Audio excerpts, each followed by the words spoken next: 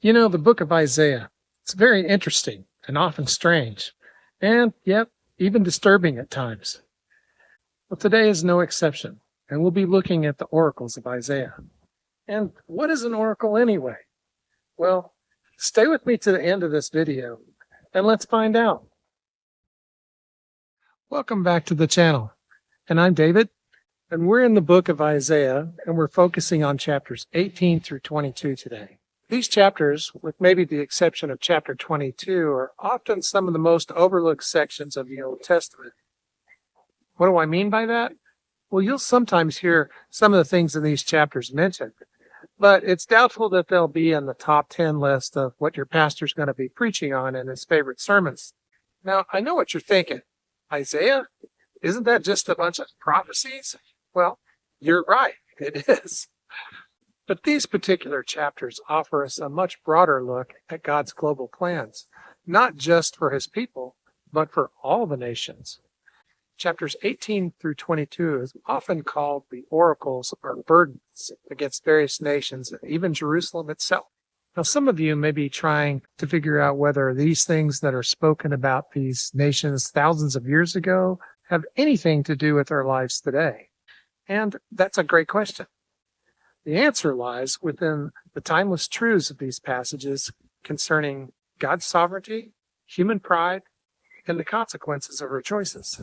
And if you're thinking, David, this sounds like a broken record, and I've seen these same points used over and over again. Well, you'd be right again. Apparently, people didn't get it back then, even if it showed up over and over again, and it was foretold by nearly all of the prophets. And I suspect we don't fully get it either, if we're honest. And that's the very reason why we're reading the Bible through this year, so we can hopefully embrace these truths and have them make a real difference in our lives. So let's set the stage. The prophet Isaiah lived during a time in ancient Israel when superpowers like the Assyrians and Babylonians were still rising. And Judah, God's people, they were caught right in the middle. In chapter 18, we learn about the land of buzzing wings. Now, most scholars believe this refers to ancient Cush. We know it today as Ethiopia. It's a message of a distant nation, perhaps sending envoys, and God's assurance that he's watching and he'll act on his own time. It's a warning that God will bring judgment, but ultimately, people will bring gifts to the Lord in Jerusalem. Sounds a lot like the Queen of Sheba when she came to visit Solomon, and she brought gifts in tribute to him. It highlights God's own sovereignty, even over nations far removed from Israel. Next up, Isaiah chapters 19 and 20. And they hit hard on Egypt. Now, Egypt was one of the superpowers, and Judah was often tempted to rely on them as an ally, but they weren't reliable. Isaiah 19 describes a time of a great distant civil war within Egypt, a humbling of their proud deities, and ultimately, a surprising prophecy. There's going to be a highway from Egypt all the way to Assyria, and even a future where Egypt and Assyria and Israel will all worship the Lord together. It's a truly remarkable vision of a future reconciliation when they all worship the Lord together. It's also an illustration of God's redemptive heart, even for those who were once bitter adversaries. Chapter 20, well, it's short and a bit dramatic, even disturbing, like I mentioned earlier.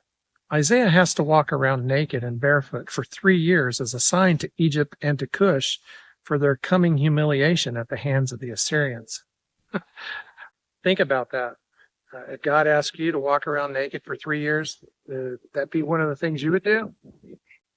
Now, if you've been reading along with us, we just finished the book of Jonah back on July 7th. And God sent Jonah to Nineveh. And where is Nineveh? It's part, or even perhaps the heart, of Assyria. Next, we move on to Isaiah chapter 21, which delivers the oracle concerning the wilderness of the sea. Now, this is referring to Babylon. There's also oracles listed here against Edom and Arabia. The imagery is very vivid. There's a watchman who's crying out in fear and trembling because of the fall of all of these mighty cities. It's a picture of the instability of human power and the inevitability of divine judgment. No empire, no matter how strong, lasts forever. They will all bow to God, and that's for certain. That reminds me. So just what is an oracle anyway?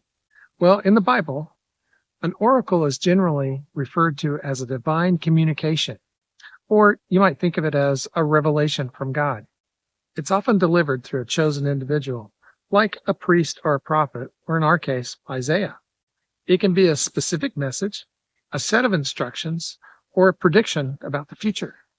The term can also refer to a physical place where such a divine communication had been received, or even the scriptures themselves as the source of the divine wisdom. So, how is that different from a prophecy? They're very similar in the fact that they both originate from God. However, God often tells his prophets what he wants them to say to his people specifically.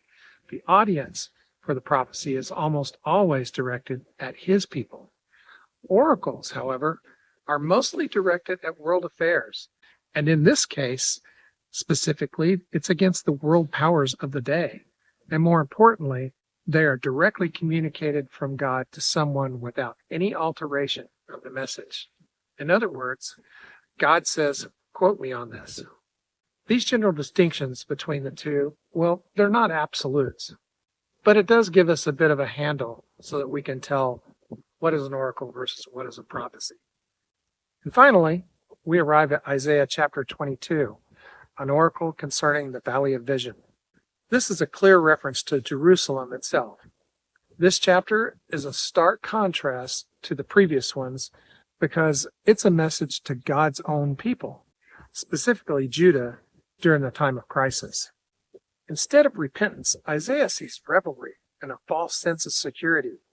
He laments over their misplaced trust, and he predicts a devastating siege. It's a reminder that even God's chosen people are not exempt from his judgment, especially when they turn away from him. This chapter also contains the famous prophecy about Eliakim replacing Shibna. It symbolizes a transfer of the authority and the responsibility.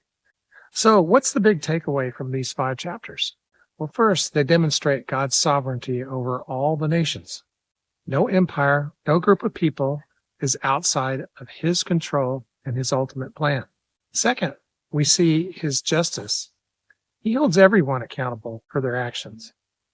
But incredibly, we also catch a glimpse of his mercy and redemption, especially in the prophecy for Egypt and Assyria worshiping him alongside Israel. And finally, these chapters serve as a powerful warning. Don't place your trust in human power or false security. Our only true hope is our refuge in the Lord. So the next time you read these oracles here in Isaiah, don't just see them as some dusty old prophecies. See them as living words that speak to the heart of human nature, the power of God, and the path to true life. They call us to humble ourselves, to place our trust in God alone, and to live lives that reflect the kingdom, knowing that he is indeed sovereign over all. He alone is the one to whom we should place our trust. You can read these chapters several times and continue to see new things that you might not have seen before. Let me know in the comments if you think I missed something important and share it with me. I'd love to hear from you. If you like this video, please give it a thumbs up. Consider subscribing to our channel if you haven't done that already. And I'll be back with you tomorrow here on Set Sail with Grace Harbor.